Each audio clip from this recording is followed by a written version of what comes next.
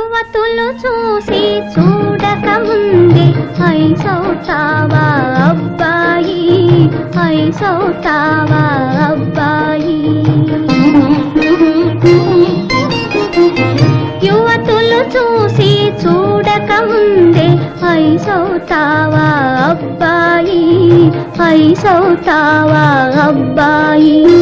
విరహమే నీకు శీతలమైతే, విరహమే నీకు శీతలమైతే వెచ్చని కోగిట ఊచెదనోయి.